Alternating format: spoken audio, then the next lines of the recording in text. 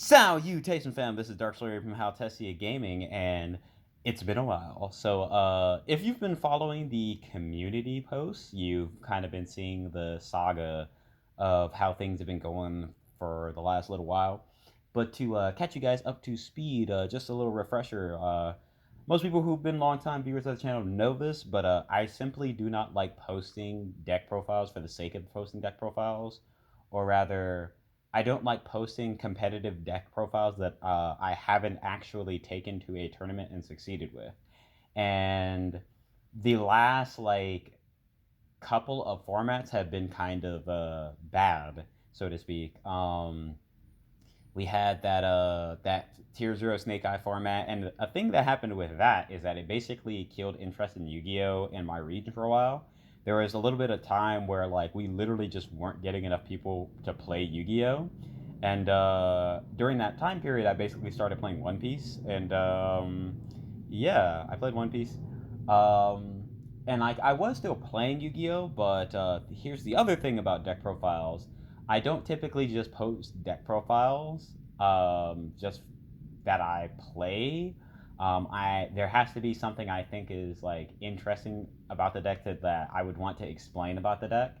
I might change that in the future. Maybe I'll start doing YouTube short style deck profiles where it's just hey, this is what I played this week, right? Because basically, for the last couple of formats, basically from that tier zero format and up until very recently, I was playing Tempai, and there's no sauce. It's very standard. It was like the Crystal Wing combo Tempai list where you just OTK people going second, and if you go first, you do the Crystal Wing combo. You play 20 non-engine, yada yada yada. Nothing really interesting there. Um, however, I had an idea because I saw a Road of the King post. I think it was Road of the King. I'm not sure, but there was an OCG deck profile for Blue-Eyes, and gave me an idea that I started cooking. And when I was doing test hunts from the deck, I really liked how the deck felt. And I said, you know what, we're gonna run Blue-Eyes this week, and we'll see how that goes. And I ended up going undefeated. I was very very happy with it. I didn't end up playing against Malice at all, but I did play against Rizal, and I gotta say, that deck is cracked, bro. Best deck, best deck. Okay, Rizal's gonna be best deck. um, Without further ado, let's go ahead and hop into the deck profile. Now, one thing I do want to add as well is that I do think there are some changes that can be made to the list that I'm going to talk about, after we go through the cards. But to start with, our three Blue-Eyes, we got two of the vanilla and one copy of Jet. I like the ratio. Not really much to say. I like this ratio. Jet I think Jet hit the board one game. Most of the time, he never hits the board, unfortunately. So yeah, those are your three Blue-Eyes. Then we have triple copies of Sage with Eyes of Blue. Isn't it crazy? I'm playing Sage, right? It's I'm not playing Oviraptor or a Louver or anything. I'm playing Sage with Eyes of Blue, and it's he's actually Sage is actually pretty good in this list. I like it. I like it. But yeah, it's more mid-rangey. I really like it. One copy of the White Stone of Ancients. You only play the one because you do it for the Crystal Wing combo. Yeah. Then I am playing one copy of Dragon Shrine. I'm just going to preface it right now. This is one of the cards I think I'm probably going to cut. Yeah, this always felt like the worst card in the deck. So I'm probably going to end up cutting this. And then one copy of True Light. Now, this card I like it, but drawing a second one feels like the worst thing ever. And it's this card doesn't really do anything by itself. So it's just I play the one because if you see it, it makes your turn one so much stronger. But I never want to see more than one. And you don't really have a way to make use of a second copy. So it's just I just played one. I drew it twice. It was nice. Made my board a little stronger. Made my grind game stronger. And then we have our draw engine, baby. We got three copies of Nadir Servant.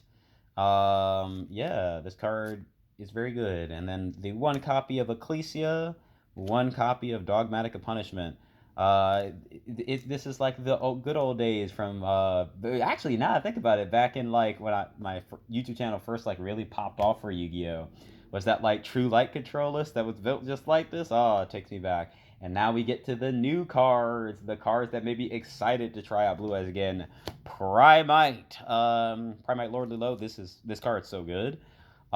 This card is effectively True Light, but like, you know how like over the years we've all been saying like things about True Light, and we're just like, oh, I wish it did this, or I wish it was like that, or this is the card.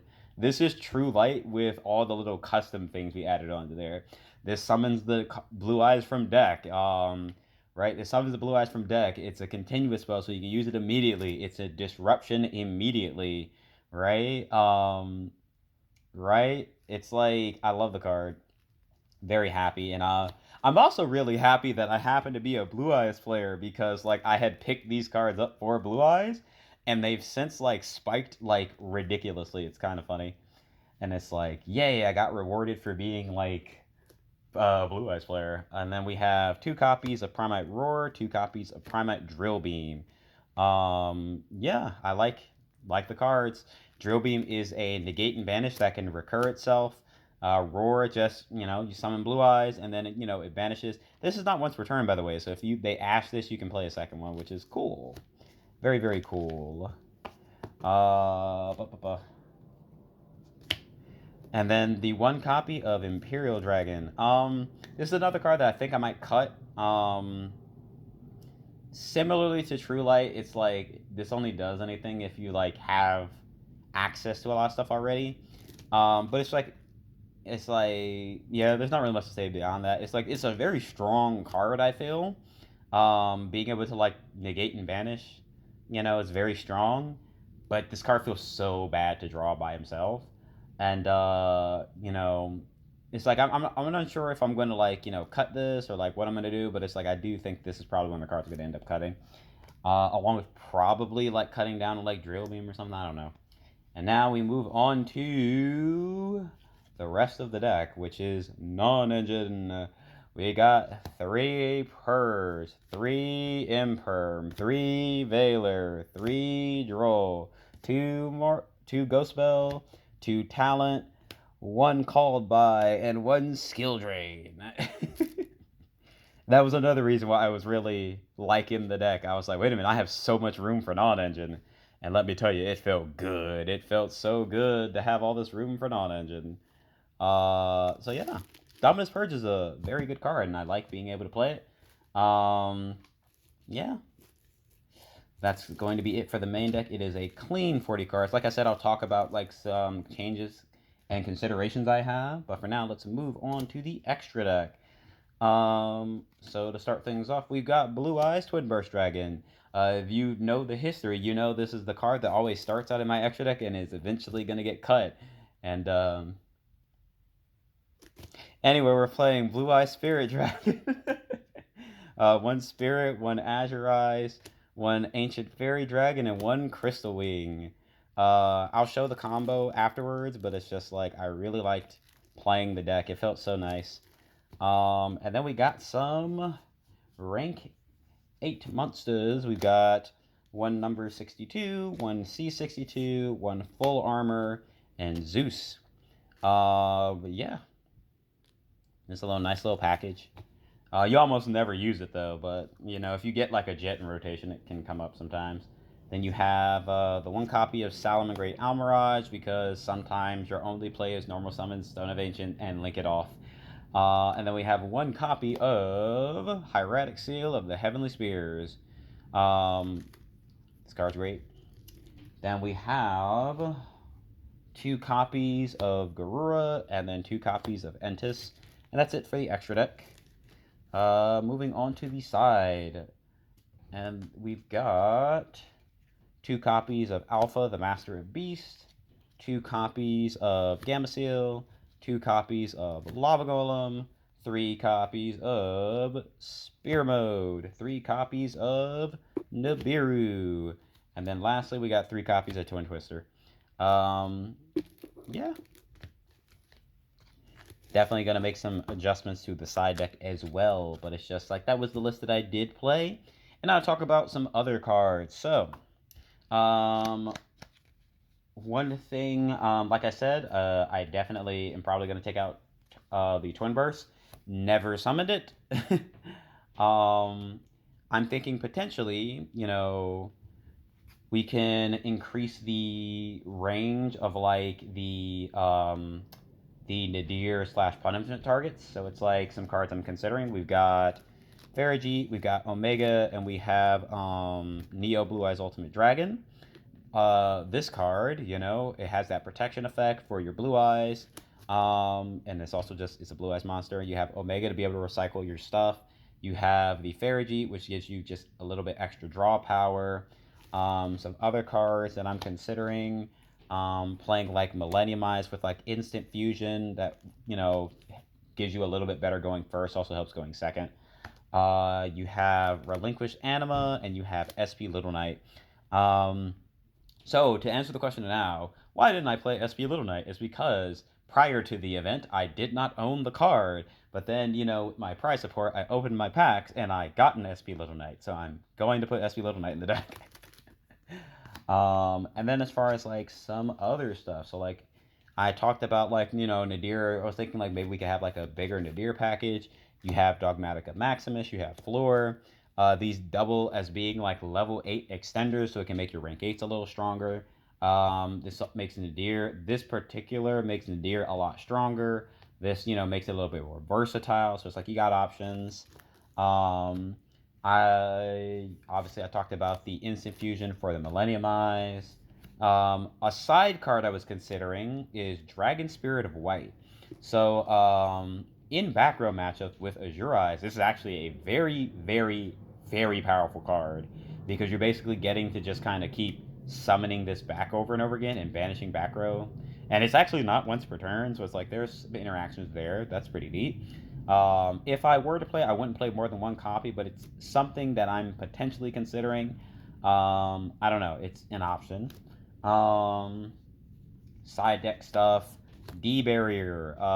I think it's going to be pretty good to this format. Forbidden Droplet as a side card. We have like Artifact Lancia as a side card. Potentially like Mourner for some of those cards that I planned on cutting. And like another card I was thinking about maining is Monster Reborn. Now, I mentioned that like Dragon Shrine always felt like the worst card in the deck. Reborn like serves a lot of the purpose of what you would be using Dragon Shrine for, but it is more of an active extender that also just has so much more utility. And it also basically allows you to do the play you do if you draw a True Light, right? But the thing is, like, Monster Reborn is just so much more versatile of a card. So I think this is something I'm probably gonna end up playing. I'm thinking like maybe like we cut some cards and probably put like Reborn and like some more hand traps. Like maybe we do like Mourner, maybe do Mourner, Reborn, and like the Floor, right? So we have like the extra deck, extender, right? We have an extra level 8.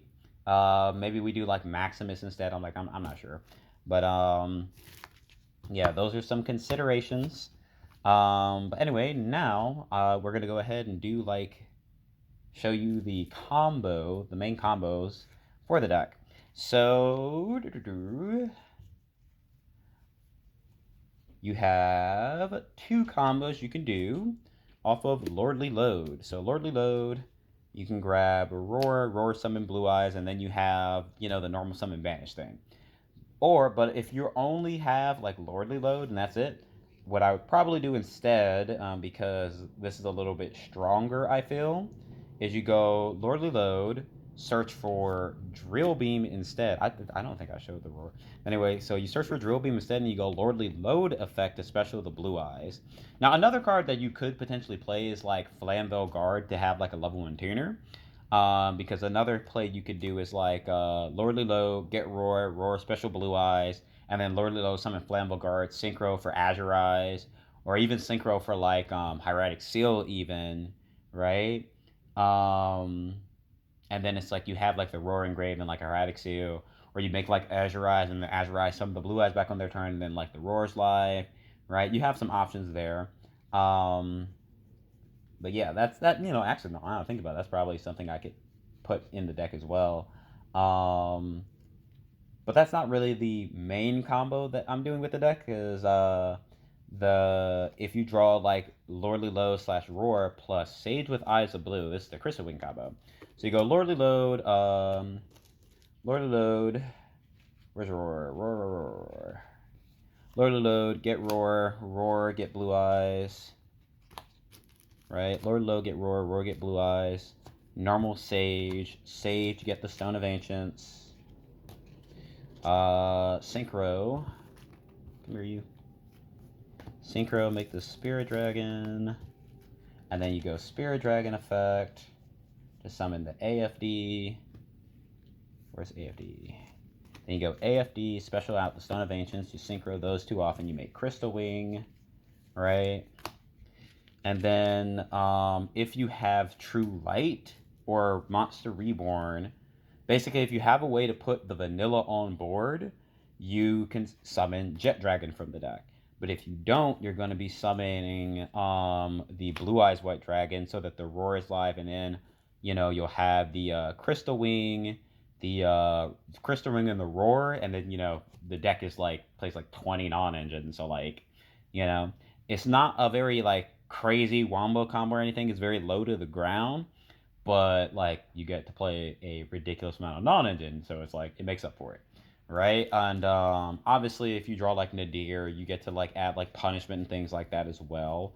If you draw the Stone of Ancients, you search the Veiler with the Sage, and you do the same combo, yada yada yada. If you get Drill Beam, then the Drill Beam's another interaction.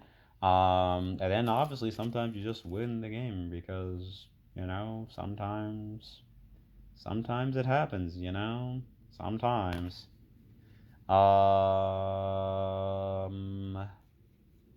Yeah, there's not really much else to say. That's pretty much it. I'm trying to think if there's. So explain the Zeus line. Explaining the Zeus line. Alright, so 2 level 8s, 62. This is a 4,000 attack point beater. Under skill drain, that's pretty hard to deal with. But you know what's even greater than one 4K beater under skill drain? Another one. And you can overlay to that one. And then you can, also guess what? You can overlay into another one. Right? And then you can detach the Jet Dragon and pop something. And then the Jet Dragon will summon itself back. And then you attack with the full armor. And guess what? An Exceeds monster battle. And you get a Zeus with 4 materials. Isn't that neat? Isn't that neat? And that's ignoring that this also has an effect. So it's so yeah, that's the Zeus line. Not much else to say. This has been Arim from HaltessiaGaming. Thank you very much for watching. Oh, actually, I did want to mention this. So,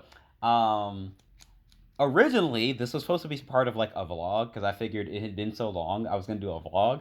But I got to the tournament and I completely forgot about it. So I just didn't record anything at all. So I might still do a vlog with the deck or whatever, right? I might do that.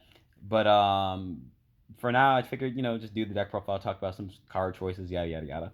Anyway, this has been Arim from HaltessiaGaming. If you enjoyed this video, please leave a like, comment, and share it with your friends. Have I ever told you guys to subscribe? I feel like that's probably something I say. No, I think I do say to subscribe to the channel. Do I ever say to hit the notification bell? I don't know if I say that.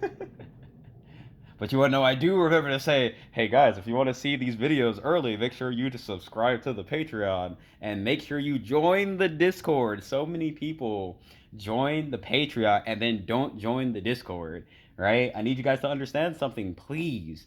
Most of the stuff that gets posted is on the Discord, okay? Because Patreon is terrible at notifying me of stuff.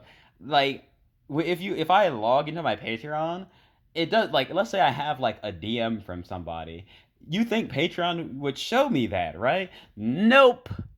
It doesn't. I don't get like a notification saying like, "Hey, you got a message from someone," right? I get a notification saying like, "Hey, this person like joined your Patreon or something like that," or like this person like canceled their Patreon, yada yada. Yada. I get those, but like for some reason, like I don't get notifications about like messages, which is like so ridiculous. Like, but anyway, make sure you link your Patreon to like your Discord, and then you join the Discord because the decks I was talking about. Like, if you wanted to see like if you were in the Patreon Discord, you would have seen like all the like One Piece stuff, all the like Pokemon stuff, right? The Pokemon Pocket stuff, Pokemon TCG stuff, One Piece deck profiles and all the Tenpai stuff, all the like deck building thing. You would have seen me like all the replays I'm like my test hands with this and everything like that, right?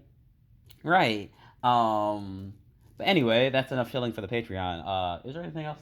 I'd see. This is how you know it's been. I done forgot my outro. You would think that at this point, like I've been a Yugi tuber for like 4 or 5 years at this point, and I still haven't like written out an outro yet. I like legit. I don't script my videos. I just like wing it all the time. I just always wing it. And this has gotten really unhinged, so I'm gonna go ahead and cut it here. Thank you very much for watching. Have a wonderful day, and please go drink some water.